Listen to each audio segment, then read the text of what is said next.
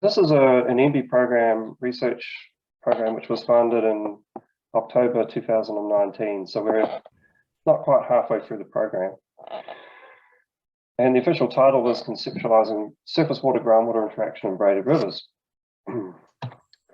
There's quite a lot of folks involved in the project.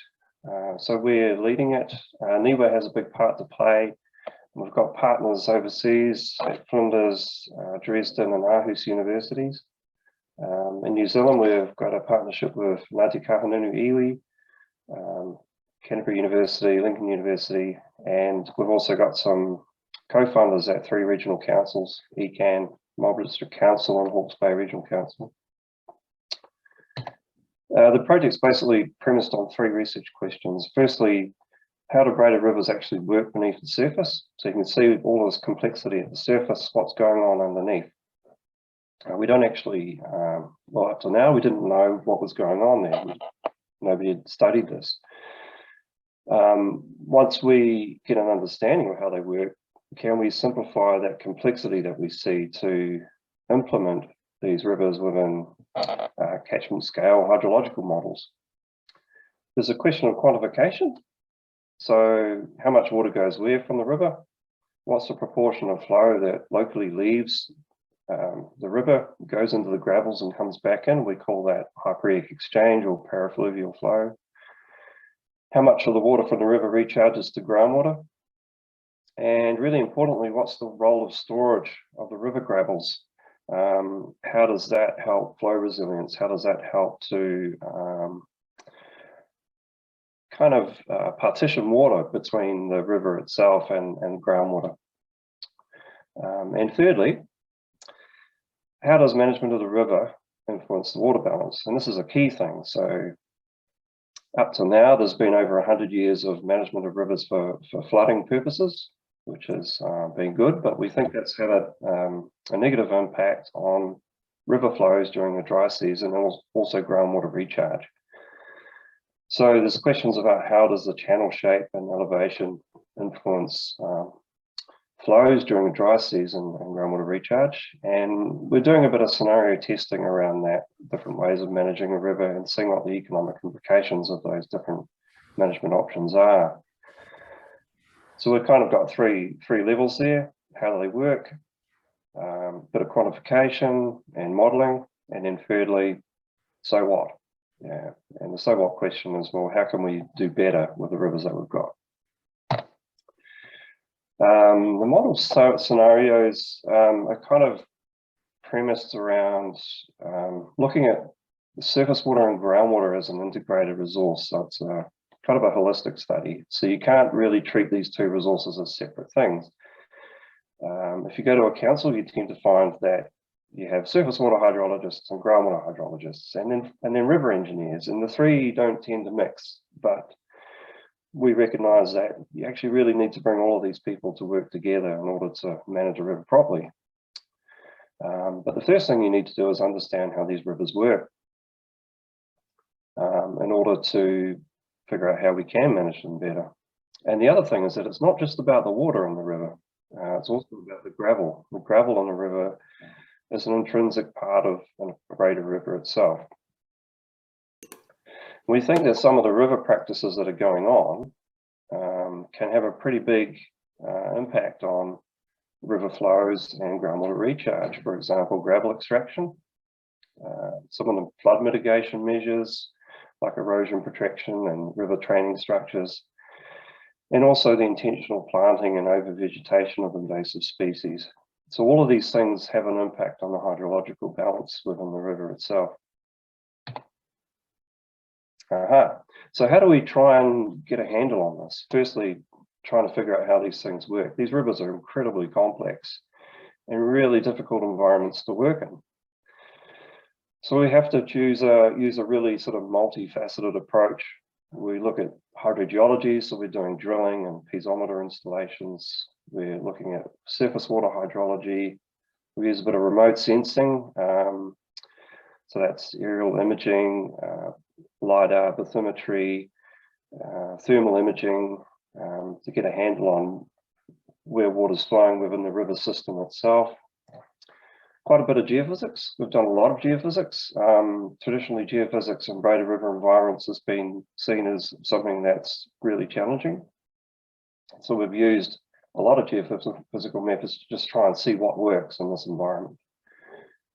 One of the key things in our toolbox is temperature sensing, and I'll talk about that a little bit more, and also radon sampling. So radon is a natural decay product of uranium decay. And as water leaves the river, it starts to accrue radon as it interacts with the sediments and the gravels. So you can use radon concentrations as an indicator of river recharge. We're kind of treating the river as an outdoor laboratory, and that's a photo of the Selwyn River, which is out, our field site's out near Hororata. It's only about 500 meters long. And you can see that we've got a lot of piezo's there. Those are those blue things. Those are tiny little wells, all measuring water level and temperature. The red lines are all resistivity arrays that we've done. And the green lines are buried cables, which I'll talk about a little bit more. And there's a flow recorder, which is shown by that blue triangle.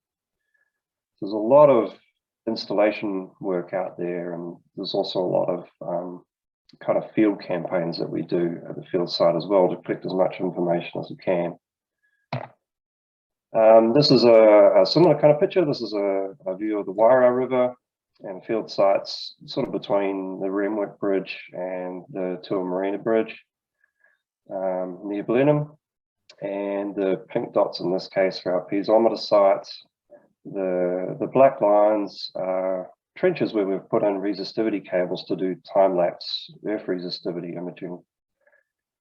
So that's an aerial photo which is taken from a drone, and we're also doing bathymetry. So that's the same location, the same position of the map, and you can see how much the bathymetry is changing in the riverbed, particularly around the banks where there's been quite a lot of rock potential put in. You can see that there's a lot of scouring. And we now know that that has a big impact on groundwater recharge.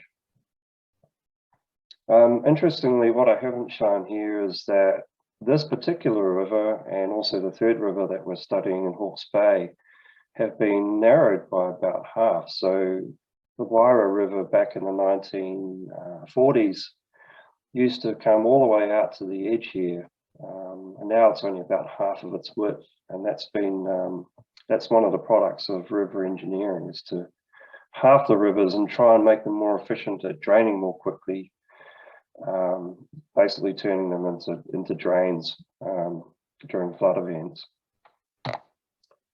There's been quite a lot of work done in the Selwyn to try and determine flow losses using satellite photos, and this is just a plot where we've calculated the losses for specific satellite photos based on the flow and the distance the river dries up from the flow site. So from knowing that distance where it dries up and knowing the flow, we can say, okay, it's losing X liters per second per kilometre. And we could use a random forest model to join the dots on that, which is what we've done here. So we've got a continuous series of flow losses, and we can do all sorts of relationships between flow and flow loss and groundwater levels and flow loss and so on. Another aspect of our work is to use temperature as a tracer. So temperature is really great because it's basically free. And what's happening every day is the river temperature is changing as the sun comes up and the sun goes down. So you get a daily temperature cycle. And that daily temperature cycle gets propagated through the gravels associated with the river. And so we can use that propagation of the temperature pattern to determine the flow rate between the river and the piezometer. So this is just a little bit of Bayesian modeling, which has been done by Antoine, and he's done this at quite a lot of piezometers. We can also use the annual temperature cycle. So it's colder in winter, it's warmer in summer. And we can also use in some events, we get a change in temperature, and we can see that temperature being propagated through the groundwater system as well. One of the really novel things that we've we're using in this program is fiber optic cables. So we're using a technique called active digital temperature sensing using fiber optic cables. So we have these fiber optic cables which measure temperature at 25 centimeter aggregates or 25 centimeter intervals. Two of these we've installed underneath the river in the Selwyn.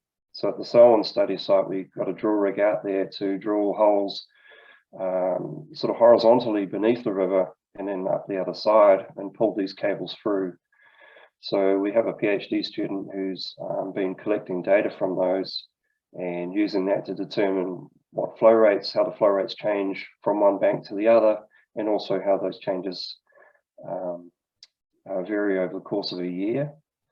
Now, the cool thing about active digital temperature sensing is you're not just getting a passive temperature, so you can measure the temperature that's in the ground, but you can also apply a heat to the cable and look at the response of the temperature to that heat.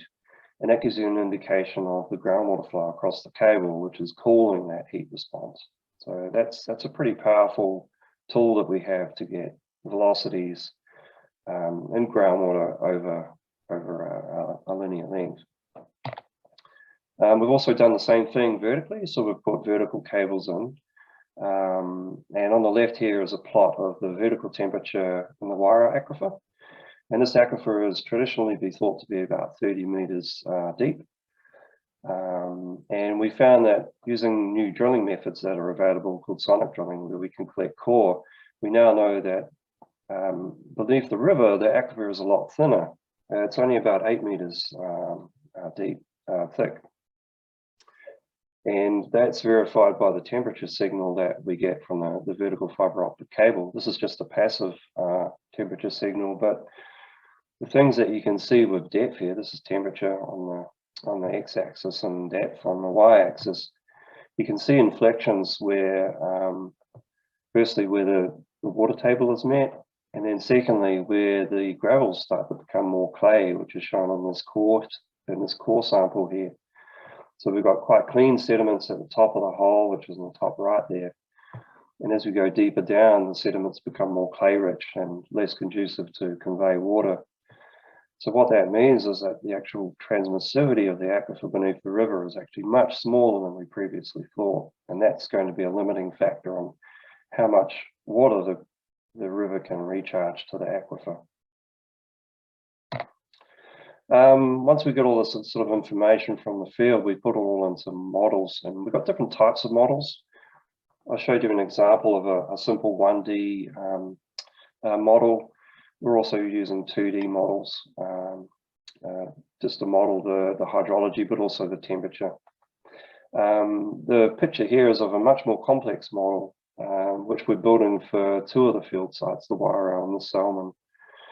And those complex models are required in order to do a simplification. So once we understand how these rivers work and interact with the groundwater beneath them, we need to model those in detail and then simplify those models so that we can essentially scale up to the kinds of models that are used for water management. And those are a catchment scale. So we're sort of fine scale modeling, scaling it up.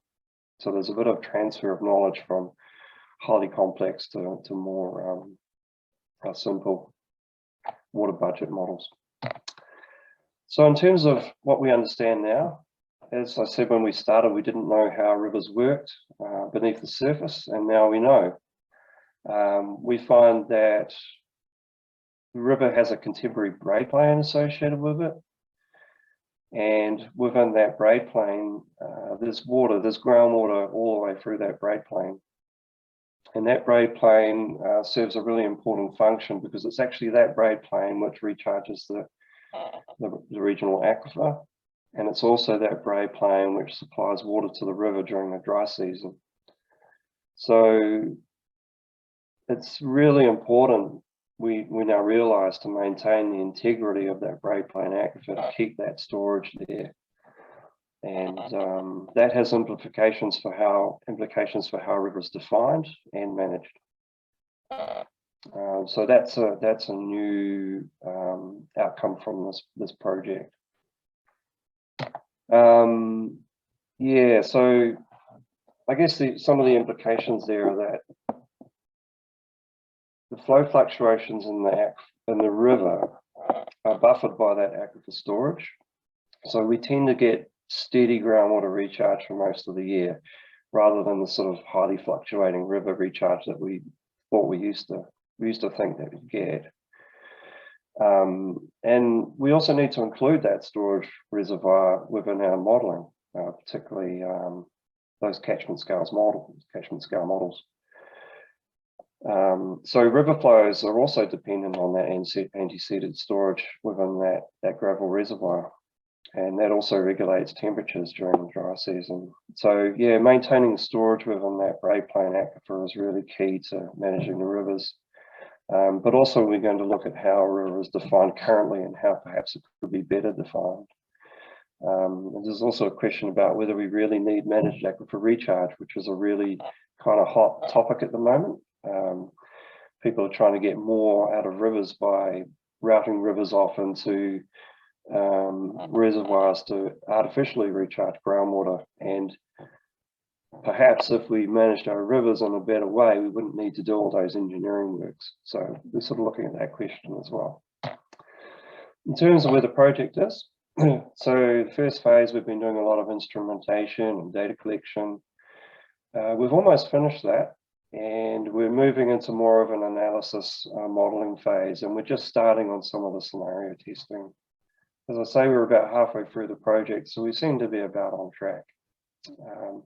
These are some of the folks that are involved in the program, and in addition to me, we've got Antoine, who some of you may met. He's currently in Dresden, and he's coming back in the winter.